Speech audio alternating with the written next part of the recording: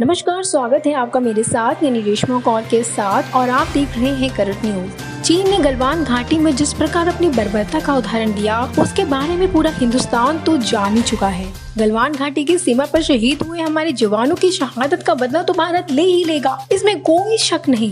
पर सवाल अब यह उठ रहा है कि भारत चीन के बीच 1996 में एक समझौता हुआ, वो समझौते के बावजूद चीन अपनी बात से कैसे मुकर गया ये समझ नहीं आ रहा। दरअसल हम आपको बता दें कि 1996 में भारत चीन के बीच एक समझौता हुआ था। समझौते के बीच दोनों पक्षों में शांति कायम रखने की बात कही गई थी।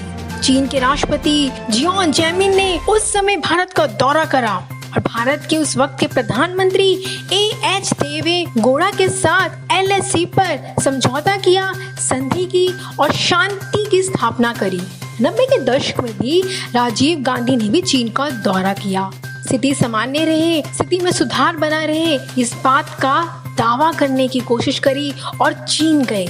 1993 में भी पीवी नरसिम्हा राव ने चीन के साथ एक प्रोटोकॉल पे हस्ताक्षर किए और भारत चीन की सीमा के विवाद में कोई दिक्कत नहीं है इसका उदाहरण पेश करने की कोशिश करी। पर आखिर ऐसा क्या हो गया कि 1996 की संधि जो प्रधानमंत्री और चीन के राष्ट्रपति ने करी थी उससे अब चीन पीछे हट गया। आखिर इन समझौतों में क्या था जिसकी आन बान और शान भारत के सैनिकों ने ही रखी पर चीन ने नहीं।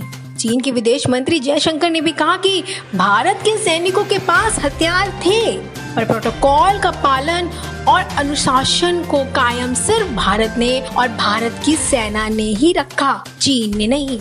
आइए अब समझते हैं कि क्या था इन समझौतों के बीच। 1996 के समझौतों में ऐसी क्या बातें थी जिसका ध्यान भारत ने रखा, चीन ने नहीं। सीमा के दोनों तरफ से ना गोलीबारी करी जाएगी, वास्तविक सीमा के भीतर 2 किलोमीटर में किसी प्रकार का रासायनिक हथियार विस्फोट की अनुमति नहीं होगी। अगर जरूरत रासायनिक गतिविधियों की पड़ती भी है तो दोनों देशों के सीमा कर्मियों के बीच बैठक करी जाएगी।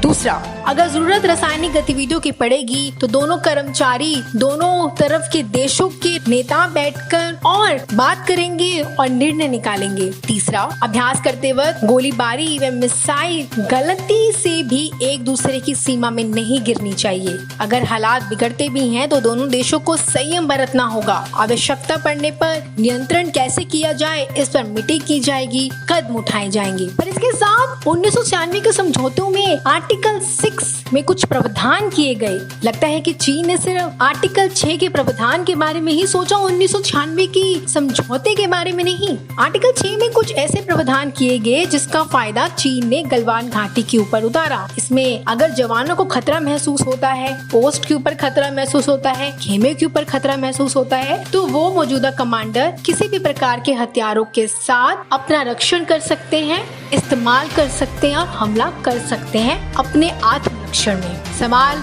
वही आके खड़ा हो जाता है कि क्या चीन ने सिर्फ आर्टिकल 6 के प्रावधान के बारे में ही सोचा, पूरी संधि के बारे में नहीं। हंसते खेलते चेहरे के साथ भारत के साथ विश्वास दिखाने वाले चीन ने आखिर भारत की पीठ के ऊपर छुरा घोंप ही दिया। अब देखना होगा कि चीन की बातों के ऊपर कितना विश्वास आगे करना चाहिए कि विश्वास नहीं करना चाहिए, जैसे को तैसे का ही जवाब देना चाहिए, ये तो वक्त ही बताएगा। पर चीन के ऊपर विश्वास नहीं करना ये चीन ने खुद ही बता दिया। अब तक के लिए सिर्फ इतना ही। ताजा तरीन खबरों के लिए आप देखते रहिए करंट न्यूज। धन्यवाद।